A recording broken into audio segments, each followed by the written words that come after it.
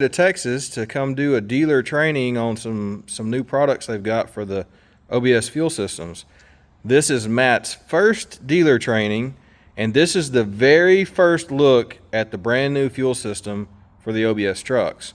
Now, what we are going to do is on the left over here, we do have the original fuel system, and on the right is the new fuel system that Matt has brought with him to show the upgrades.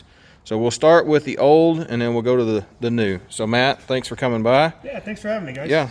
So let's take a look at this the older model fuel system here. Yeah. So the fuel system is basically, it's very similar. We use the same block for actually our competition fuel system or our standard fuel system, and it's the same block we've always used. So that billet block with the twin filters, and then you got your stainless bracket on the back where you can bolt it up to the frame.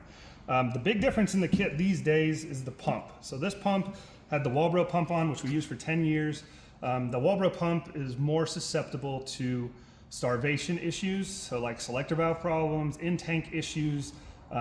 These pumps get starved, they're gonna have problems. OBS guy troubles. The OBS guy troubles, right. So you slap a fuel system on and don't change anything else, there's a potential for a problem here with this pump. We had been asking for the other style pump I'm gonna show you here in a few for years, and we finally got those out and reintroduced those into our fuel system. I know this has always been an awesome kit and everybody likes it because of the CNC bent stainless lines, so yeah. Can you kind of fill us in on that? Yeah, absolutely. So the lines are identical. These three lines are identical, the same. The only thing that changed this time was the driver's side line, which this is the old style line. You can see where it's got the arch in it here. If we go over to the new kit, yep. So look at the new kit. This one doesn't have the same, and I'll bring the line over so you can see it. Perfect. Similar but different. Yep. And the thing with this line is when we run this line now, this line goes up over the valve cover, and it goes right below where your breather is, like the case vent. Well, I know on the original line here, customers had trouble with using aftermarket intakes and things like that because they were in the way. So what you're saying is this new line that comes with the kit now alleviates that issue. Yeah, so we had a lot of question about boots and stuff getting in the way, because aftermarket turbos, drop-ins like the KC turbos and all those, they have larger inlets on the turbo themselves, so they have the larger boots. Well, you've got the wiring harness right there, so everything's kind of together, and so it made a lot less room here with this next back down, and this would ride right along the head and then come over and meet into the T in the valley. Now we go up on that valve cover, we go right below the crankcase vent, we're out of the way of all of the intakes, anything aftermarket, you're not going to be in the way with this line.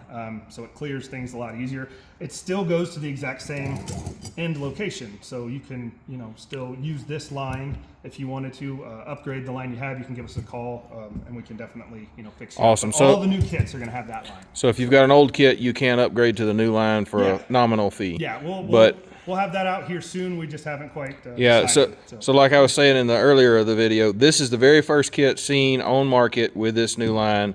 Nobody else has actually seen this kit yet, correct? Yeah, I just brought it here, so I had it delivered here. So. Yeah, it just showed up a few minutes ago on UPS. So you were saying that there was a pump change as well. Yeah, so the big thing is the Bosch pump. We're now using a Bosch pump that is completely diesel rated.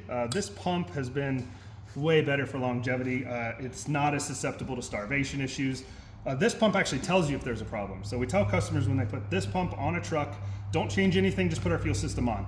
Listen to the pump after you connect to your selector valve, and if this pump is screaming loud at you, it's telling you that there's some sort of restriction or problem going on. So you can take at that point and figure out where the restriction is. 90% of the time it's a selector valve, 10% of the time it's in-tank issues of some kind. And the way to really tell that is you can actually pull this supply line off that's coming up to our pump. This will be going to your selector valve with a 90-degree quick connect. Okay. And you can pull that line off and just drop it in a bucket of fuel. Turn your key on after you've got it all plumbed in. Listen to the pump. The pump is going to be very close to that sound, just a little bit louder because we're obviously drawing from the rear tank of the truck potentially. So it's going to have a little bit more noise, but you should never hear that pump over the truck running for sure standing outside. If you do, usually it's here, something's happening, right? So we tell people to do that and just listen, because some of these aftermarket selector valves that we're coming out with now are also not the greatest of quality. So right. You could put one of those on, put our fuel system on, and think, oh, it's a fuel system problem. But really, it's a selector valve problem that's right out of the box, unfortunately. Right, and you were telling me earlier too, what was the failure rate on this pump versus that pump? So on that pump, basically if you starve that pump with an old body style with the selector valve issue or overpressurize that pump dies. This pump, we've sold over 3,000-ish of those pumps, and I've had really less than 10 with problems. And a lot of that was customer-related starvation Yeah. issues. So we still replace that pump. You know, we give a year warranty on it. The only thing we don't warranty on these pumps is the if the crimp leaks. So the only reason for the crimp to leak, if you put it on, it leaks right away, call us. We'll fix you up, no problems. But this crimp can leak if it overpressurizes. And what happens, it comes back to the selector valve after it's being returned, and you know, it won't actually return to the tank. So it overpressurizes the system. It'll go 100, 110 pounds. It'll peg your gauge out on the front of your regulator. This pump will be screaming loud because it's trying to push pressure, and it'll push out the seal, and Bosch does not warranty for that because it's an overpressurization. I gotcha. That being said, that's really the only thing, and I have had 3 of those problems that I can count. So yeah, it's a very rare issue. Yeah, not a common issue. You were saying the way to know that you've got the Walbro pump is this wrap that's on it, correct? So this is the Bosch pump. So I'm sorry, the Bosch pump. Yeah. So the way we know this is a Bosch pump, is it's going to have this wrap on the outside of it. We leave this on here so people can identify that for me if I'm on the phone with them. You know, for any sort of questions or warranty. If we come back over here to the Walbro, you can see the Walbro solid piece, and there's nothing on it, and it's a lot smaller of a pump. Yeah, it's a lot smaller diameter compared to this. So these the old kits with the Walbros, we have an upgrade kit where we swap to this Bosch pump. So you get the Bosch pump, and you get the 2 fittings that requires to swap. It's the same block, like I said, same hard line, but the fittings in the pump are, you know, different, inlet and outlet. So we supply those fittings with our Bosch swap kit that you can order, and take care of, you know, any replacement pumps.